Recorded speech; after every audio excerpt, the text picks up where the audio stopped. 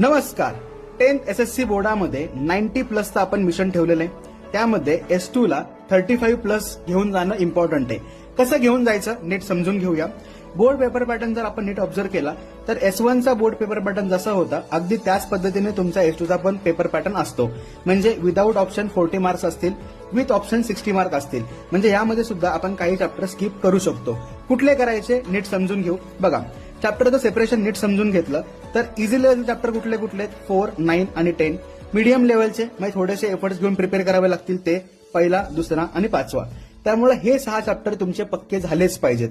हे 6 चॅप्टर झाले, मग उरतात 4 चॅप्टर. त्या 4 मध्ये 3रा, 6वा, 7वा आणि 8वा यांच्यामधले 3च पक्के करा. एक स्किप केला तरी पण चालेल, नो इश्यू.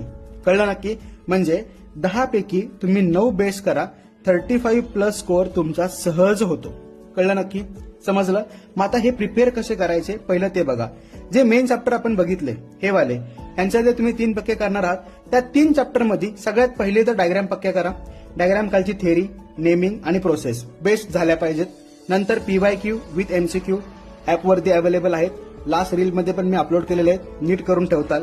सगळ्या इम्पॉर्टंट टॉपिक आणि कन्सेप्ट अपलोड झालेले आहेत, त्या देखील नीट बघून घेताल. आता मला जर विचारताल तर मी तुम्हाला काय सजेस्ट करतो नीट बघा. 4 चॅप्टर पहिले, दुसरा, तिसरा, 7वा आणि 8वा पक्केच करा. 6वा ऑप्शनला ठेवून द्या, लोड नका घेऊ. नंतर हे रिमेनिंग चॅप्टर हे तर होऊनच जातील. असे तुम्ही 9 चॅप्टर पक्के करून ठेवा. आता S2 मध्ये प्रॉब्लेम कसा असतो, पेपर इझी असतो, लँग्वेज थोडं कन्फ्यूज करते. त्यामुळे ज्या स्टुडंटचं रिडिंग बेस्ड आहे ना, तोच पेपर इझिली लिहू शकतो. त्यामुळे रिडिंग पक्क ठेवा.